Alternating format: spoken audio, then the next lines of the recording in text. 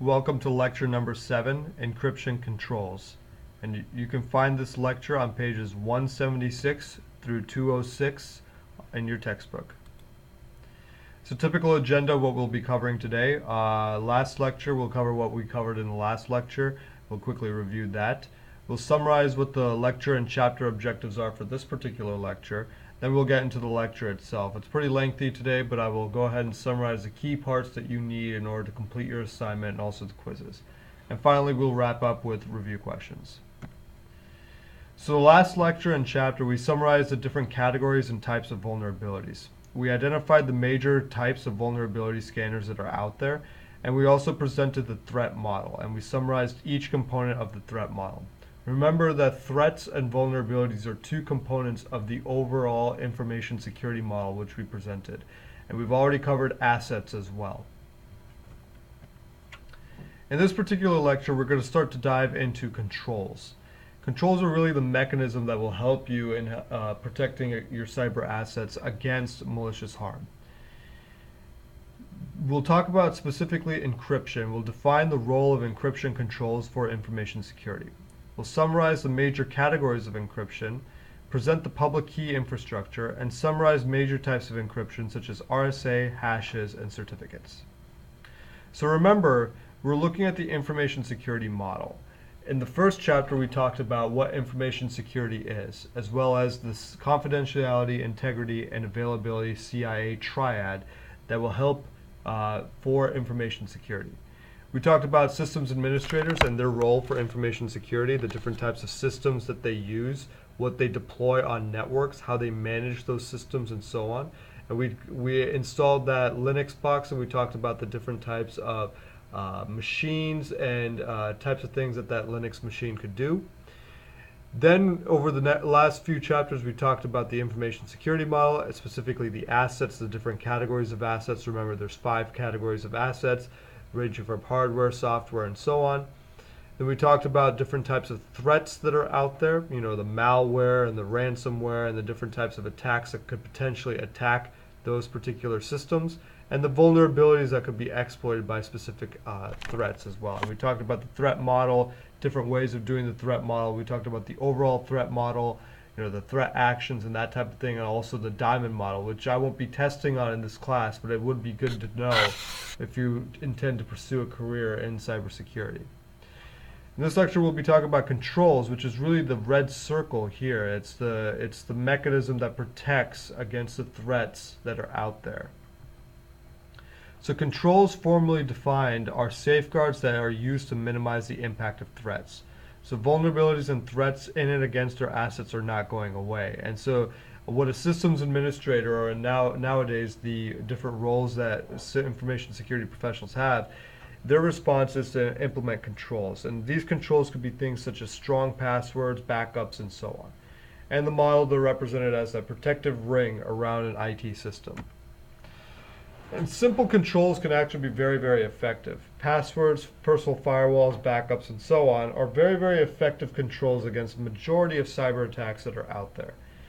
Only a small fraction of threats will actually cause damage. So if you think about Earth, and you think about Earth as the information security model, the assets are the planets. It's the planet itself. It's a continent. The vulnerabilities could be, say, the people on the planet. It could be buildings. It could be New York City. It could be Miami. It could be any major city or any city in general. Those are the vulnerabilities. That's where a lot of the assets are stored, and there's soft spots in those. Then there's, say, meteors that come in from outer space, and Earth has this protective ring or this protective layer called the atmosphere, and a lot of the atmosphere will actually burn up a lot of the meteors that come through through space.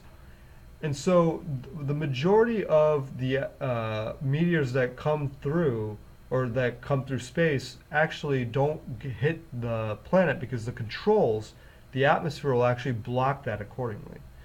So the goal within information security is to deploy the appropriate controls, or to deploy the appropriate atmosphere, such as those meteors don't come through and impact the Earth.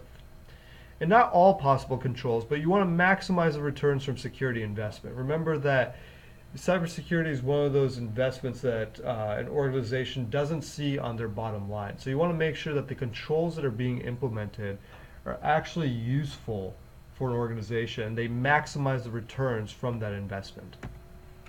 Remember that there's three different types of controls. There's physical, procedural, and technical. Physical are the traditional non-technical methods of preventing harm. So for example, background checks are more commonly locks.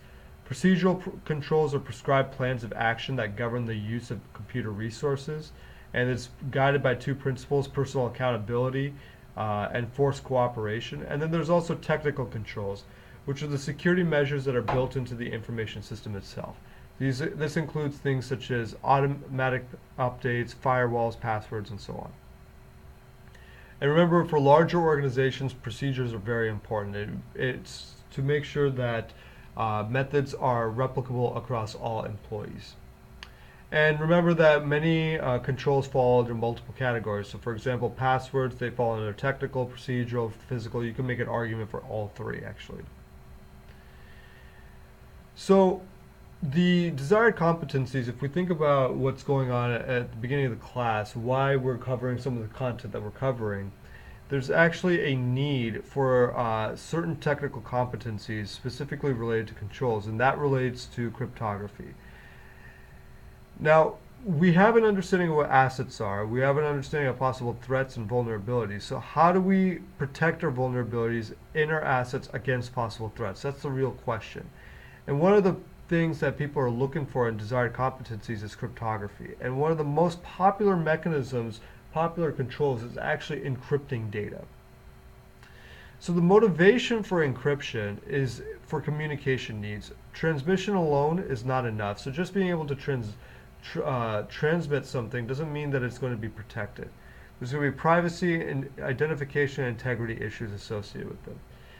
Encryption accomplishes all of these features. So it helps maintain privacy, integrity, and identification of the messages that are being communicated, or also the CIA of it. But remember that encryption cannot compensate for human weakness. So sharing of passwords, not using encryption, that type of thing, it can't compensate for that. So just an overview of what encryption is. Say that there's Jane over here and there's Joe over here. Jane says hello to Joe, and Jane is sending that particular piece of information as plain text. This is just hello.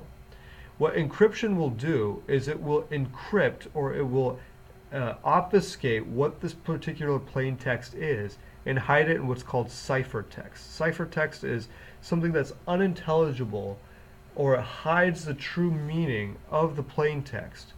There'll be a decryption method that will be implemented by Joe, and Joe will be able to get that plain text message back. So really the magic happens right in this stage right here: encryption and decryption. And the methods of encryption and decryption are what makes cryptography so exciting and so in-depth.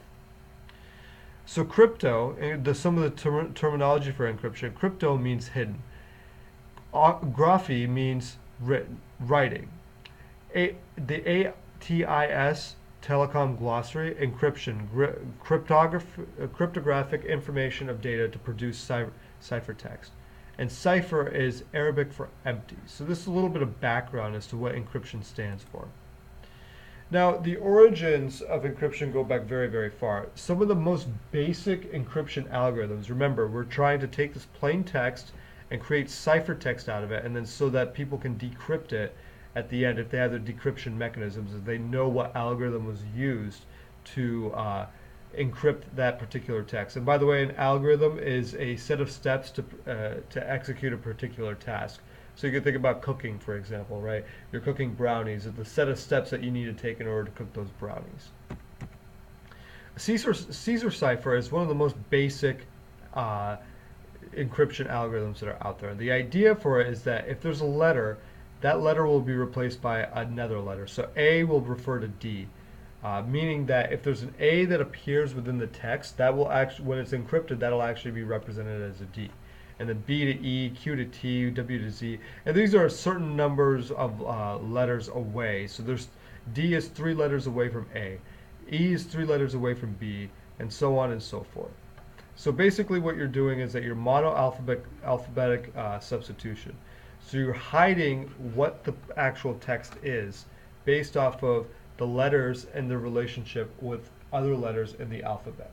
Now the issue with Caesar cipher is very, very simple. Once you identify that this is only 3 letters apart, then it's pretty easy to decrypt the entire thing. Now the limitations of encryption is that it enables secret communications by terrorists. So it's not just something that's limited to the good guys. We're just not limited to these types of things. It reduces the effectiveness of firewalls. So if something is obfuscated, it's encrypted, then firewalls may not be able to pick it up. And it impedes forensics. So forensics is really trying to get into systems and see how they were breached and so on and so forth. The desired requirements for encryption is that it should be easy to use for owners. So whoever is owning that particular piece of information or wants to own that piece of information, is supposed to own that piece of information, it should be easy to use for them. But it should be very difficult to break for intruders. So it's similar to locks. It doesn't need to be perfect or unbreakable, but it only needs to be enough to deter intruders by drawing the attention of onlookers. So you don't want people to actually gain access into that information security or that information that you're sending out. In information security, ease is measured by terms of computational effort. Many times there'll be dedicated systems or dedicated GPUs that attackers will use in order to break the encryption on certain types of information. Now, the more computational power you throw at it, the more difficult it'll be, the less easy it'll be to actually decrypt that particular piece of information. So it also should have resistance to cryptanalysis, so the art of breaking ciphertext. So it can be clever, but it doesn't need to understand text to break the encryption. So for example, monoalphabetic substitution, E to T, A, L, so on and so forth, can be broken at approximately 600 characters. Also guessing probable words, so only 150 characters are needed. So you need to have some sort of a resistance to this type of cryptanalysis. So the type of encryption that you use needs to have some sort of resistance to say this basic substitution pattern. Encryption keys. If we think about the physical world, there are very few lock types which need to meet requirements. So for example, biometric, numeric keys, and so on. In the information world, again, very few encryption types. Again, they need to meet certain requirements.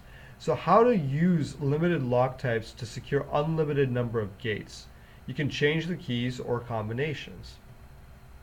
Encryption keys, as with physical locks, you want to change the keys for each use of the same encryption algorithm. So the key, if you go back to this particular diagram over here, the key will help you actually decrypt the ciphertext. So there's the encryption on one side, and then there's the decryption on the other side. And the decryption will actually, you need to have a key that will decrypt all of this ciphertext accordingly. So the definitions that are associated with keys are cryptographic algorithm, well-defined sequence of steps used to describe cryptographic processes. And the cryptographic key is a sequence of symbols that controls the operations of encipherment and decipherment. So the encryption operation basics is that users with the correct key can easily exchange information, whereas eavesdroppers will take a prohibitively long time. So people who actually have the key here, they'll be able to break apart the ciphertext accordingly. But people who don't, it'll take them a long time to break the ciphertext. At least that's the hope if you're using the appropriate encryption algorithm. So encryption key length. So how to increase security? At worst, attackers can use brute force, which means they'll try every possible combination. So you want to consider, say, number lock. So 1-digit lock. Say a user takes 1 second to check each digit. Minimum time to break the lock would be 1 second. They guess it right away. Maximum time would be 10 seconds because they try each time. The expected time would be 5.5 seconds. That's not very safe. So how do you make it safer? You add more digits. Typical locks have 3 to 4 digits in them. So at 1 second per combination, 3 digits, the expected break time will be 500 seconds or 8 minutes. 4 digits, the expected break time will be 5,000 seconds or 83 minutes. Now, real world keys will have hundreds or thousands of digits because it increases its susceptibility, or it decreases its susceptibility to cryptanalysis. Some general encryption algorithm properties, you want to randomize the input. So for example, we looked at that Caesar cipher. That Caesar cipher was very simple, where it would exchange one letter for another one. And once you identified that pattern, you could break it apart accordingly. But really what you want to do with encryption algorithms is randomize the input. The output should appear as a random collection of bits. Any observable pattern can be exploited, but randomization should be recoverable. So for example, there should be a randomized length of output. The length of output from a given input should be unpredictable. Otherwise, it can reveal information. It can tell you exactly what that piece of information actually is. So you want to randomize the output accordingly. Randomizing the effect of each input bit. So changing one bit in the input should change approximately half the bits in the output. So you want to really randomize what's being inputted and outputted from the particular, or not so much inputted, but outputted from that particular encryption algorithm. The objective is diffusion of confusion. And we can look in the book for Claude Shannon, 1946. Confusion means making the relationship between the plain text and the ciphertext as complex as possible. So if we go back over here, it's actually quite difficult to see how hello comes up with this particular ciphertext. There's some randomization that's associated with it. There's some confusion that's there.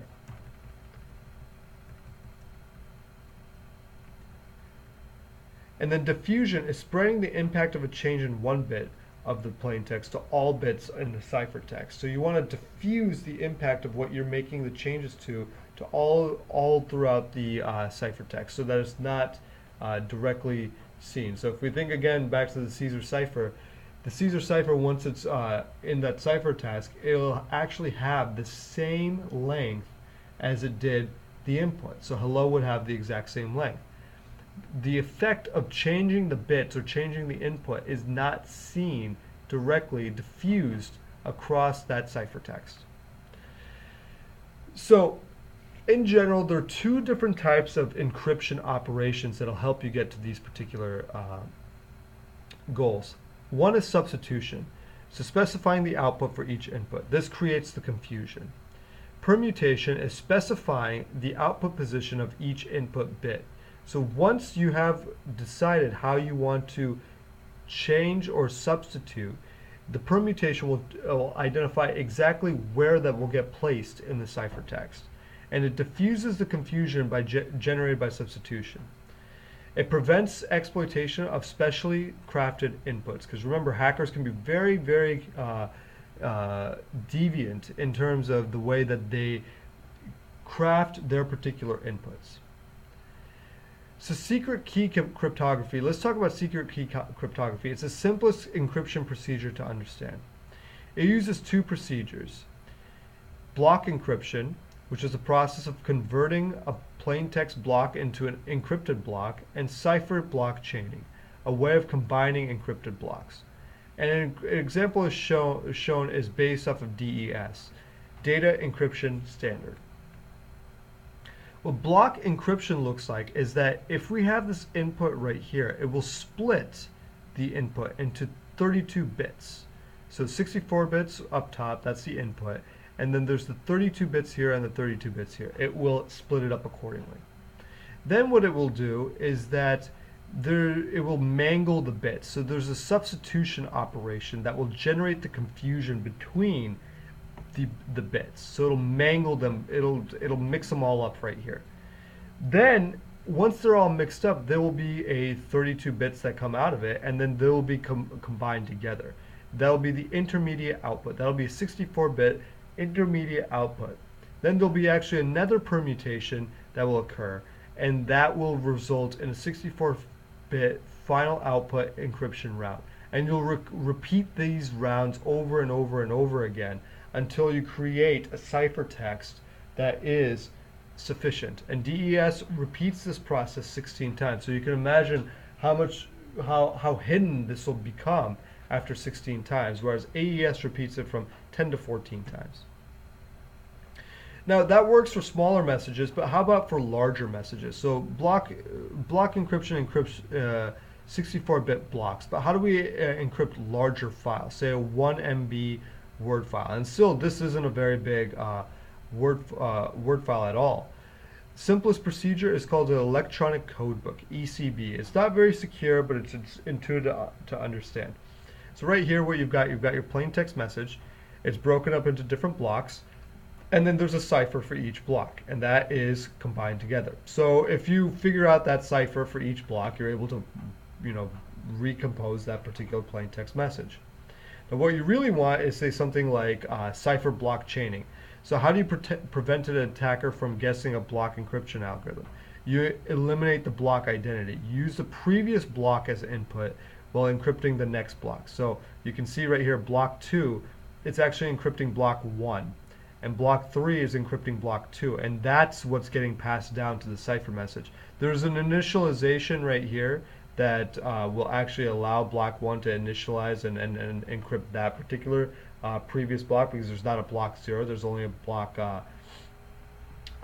1. So that's the way that it starts. But basically the idea is that instead of doing it sequentially in this fashion right here, it'll do it in this fashion right here, where it will actually encrypt the previous type. Some of the features of secret key cryptography is simple operations such as bit dispersion XOR, and it's extremely conservative in using computational resources.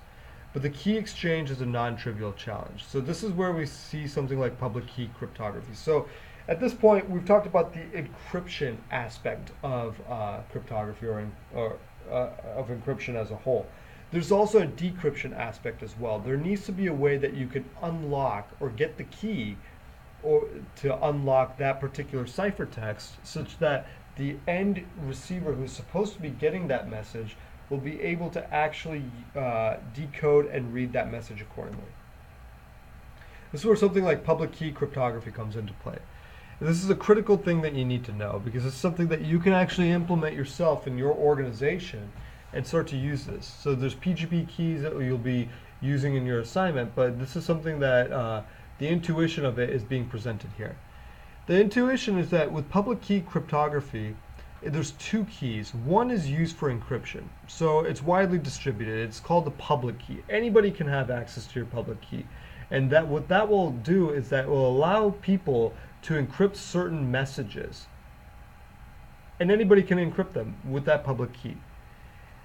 There's a different key called the private key, and that's only held by the recipient or the person that's holding the private key. It's supposed to be private, and only the people that have the private key will be able to decrypt the ciphertext that's being sent that was encrypted with somebody's public key. So again, the public key is widely dispersed to a large audience. Anybody can use the public key to encrypt messages, but only the people that have the private key will be able to decrypt the messages. So that leads to key access. Who do you want to actually have access to the key? And that's something that we'll discuss later on in the course. So public key cryptography relies on what's called the modulo operation. The modulo operation is something that you can take from programming. The number remaining when an integer is divided by another integer. So 17 mod 10 is 7. So 10 goes into 17 one time with a remainder of 7. That remainder is 7. You're basically looking at remainders. So 10 goes into 94 9 times. The remainder is 4. So that is the modulo of that particular division operation. And you can see this is how the keys are actually being developed based off of the modulo operation. So the table can be used to encrypt any single digit number. To encrypt, you multiple the number by 3. So you take the modulus with respect to 10. So for example, to encrypt 7, you encrypt 7 by dividing it by 3, or multiplying it by 3, you get 21. Then 21 mod 10 is 1. So it's shown in the table as 1. So this is the number to encrypt right here. To decrypt, you multiply the ciphertext by 7 and then take the mod with respect to 10. So for example, it would be 1 times 7 is equal to 7, 7 mod 10 is equal to 7. And that row is shown as green. So that's the way that you can decrypt. So again, encrypt is you take a multiple of the number by 3, so multiply it by 3, and this, these numbers can change accordingly depending on what you define. You multiply it, and then you get a number, and then you divide by 10. That's the modulo. Then to decrypt, you go the opposite direction. Some of the some properties of public key encryption. As seen in the example, the encryption key cannot be used as a decryption key, and that's absolutely crucial. You can encrypt with the public key, but you cannot decrypt with the public key. The keys are reversible, so if we use 7 as the encryption key and 3 is the corresponding decryption key. And key length is important for security. Keys in the example can be very easily guessed. So in the example, don't use that in real life. Only 10 tries are needed, but long keys are needed for security. So this could range from hundreds to thousands of digits, common in practice. If we think about public key cryptography in practice, the most popular public key encryption is what's called RSA. It's named after the creators of the algorithm, Ron Rivest, Adi Shamir, and Leon Edelman.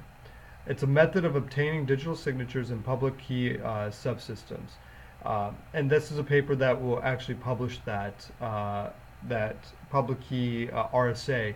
It was published in Communications of the ACM in 1978. The RSA algorithm, again, an algorithm is a set of steps to execute a particular task. It starts with two large prime numbers called P and Q. You want to compute N, which is P times Q. Then you want to compute P minus 1 times Q minus 1. And choose the number E that is relatively prime to what you have computed. So, in other words, the two numbers do not share any common factors. Then you want to choose a number D that is the multiplicative inverse of E mod what you had calculated. And a number D such that D times E minus 1 is divisible by what you've calculated. And EN, that tuple, is the public key that's used for encryption. And DN is the private key that's used for decryption. Now, I'm not asking you to know all of this for the assignment. I'm just going into the details such that if you're interested in it accordingly. The keys that are used as follows is that to encrypt the message M, compute the ciphertext C is equal to ME mod N. To decipher the ciphertext C compute M equals C to the exponent of D mod N. So an example would be P could be equal to 3, Q is equal to 11, N is equal to 3 times 11, which is 33. Then the next computation would be 3 minus 1 times 11 minus 1 is equal to 2 times 10 is equal to 20. So say E is equal to 3, that's not a factor of 20. Say D is equal to 7. 3 times 7 minus 1 is equal to 20. It's divisible by 20. So we've gone through the encryption and decryption with this particular example. Again, you don't need to know all of these details. Just know that RSA is one of the most popular mechanisms for public key cryptography, which will allow you to have public keys that can encrypt files, that anybody can encrypt files, but the private key is only owned by people that are allowed to decrypt the files. And this is the example continued. So let's start to get a little bit higher level. The key choice in practice. You want to observe the impact of a key choice. The key, it really depends on really what you want, but you want to observe it in practice. The encryption and decryption involve different levels of computational complexity. So an example, decryption operations involve larger numbers. It's specifically important since operations involve exponentiation, and that increases the computational complexity. The design choice that you want to consider is which pair to use for encryption and which pair to use for decryption. Typically, a smaller number is used for decryption. You want to support simpler devices such as smartphones. Hash functions is another form of cryptography where you transform the arbitrary length of an input of a fixed length. Transform input of arbitrary length into outputs of fixed length. And two properties are used, are associated with this: unique output for each input and infinitely many inputs for the shared same output. Thus, it is impossible to guess the input from given outputs. That's one way that you can do encryption. Encryption in use, secret key cryptography is very device friendly, minimal resources required for secrecy. But how do you exchange the shared key? That's a key question. That's where public key cryptography comes into use. It's too computationally intensive, but it's very effective at sharing the shared secret. So in practice, use the public key cryptography to exchange shared secret key. Use secret key cryptography for communication, and it's used, say, for example, on SSL and VPN and that type of thing. Certificates, authorities is another form of encryption. How do you verify a public key? I am USF. Do you really, are you really USF? Some browsers come with knowledge of some certifiers, so these are called certificate authorities, and you can look this up in your browser as well. And they act basically as a DMV of the internet. Again, this is a breakdown of the certificate authority. So you have the certificate authority right here. They receive the public key. They send the public key and CA name to the browser. The browser will actually look that up. They will send the public key to the certificate authority for verification. They'll get the verification, and then they'll alert accordingly. Certificate authorities, servers will also obtain the public key from the well-known public key provider called certificate authorities, and then this is basically the overall process that was summarized here. Example case, Nation Technologies. You can get a little bit more detail about this in your chapter.